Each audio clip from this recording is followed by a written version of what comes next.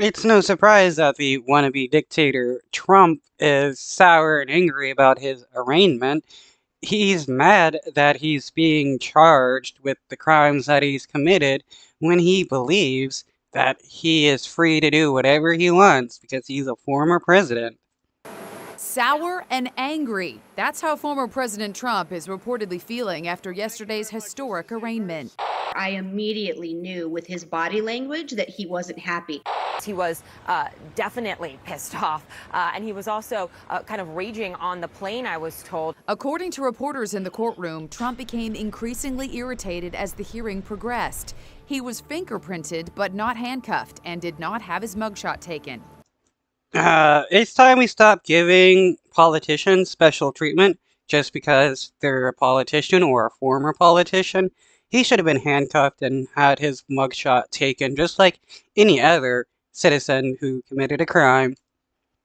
The federal magistrate was 15 minutes late, and as he waited for her, Trump stared at her vacant seat. One detail in particular that seemed to irk the former president the most, and that is when he was in there in that hearing and the judge referred to him simply as, quote, Mr. Trump.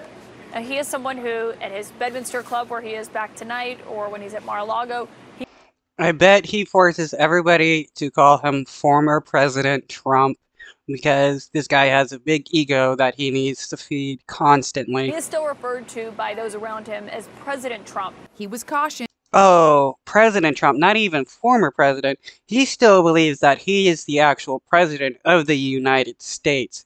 Well, he is so deluded, just like his base that believes the same, that he is still president. Not to discuss the case with witnesses, and that may be difficult as he is surrounded by them. Donald Trump came yesterday with two potential witnesses traveling with him. In fact, that's Walt Nauta holding Trump's umbrella. He's a co-defendant in the Mar-a-Lago documents case. Today, Trump is venting on social media. How much was Walt Nauta getting paid to kiss Trump's ass? Because that's hilarious how pathetic this dude is, that he was willing to throw away his life for prison time just to make this dude happy.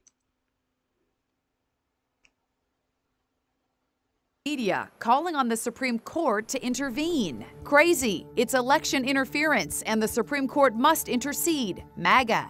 And we're hearing today from one of the so-called fake electors the Trump campaign is alleged to have recruited to overturn the election. 73-year-old Michelle Lundgren is one of 16 electors in Michigan, now charged with election fraud. They signed certificates falsely claiming that Trump won the state and that they were the rightful electors.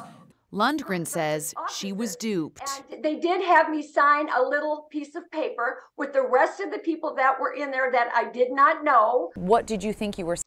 I mean, it's possible that these people were duped, but I feel like they're just, like, this person is trying to use being duped as a way to get out of getting in trouble because these supposed electors are getting charged with crimes. Signing that day? Sign-in sheet. I'm attending a meeting at the GOP, and there was a sign-in sheet. And they turned it into some horrible, catastrophic, overthrow the government kind of thing. I rarely ever leave my house, let alone go out and commit conspiracies to overthrow the government. Despite facing serious jail time if she's convicted, Ms. Lundgren says she still plans to vote for Donald Trump in 2024. Wow, okay. So yeah, she's just using being duped as a way of trying to get out of trouble. She supports Trump and what he did, and now that she was unable to actually get Trump into power, she's trying to avoid jail time.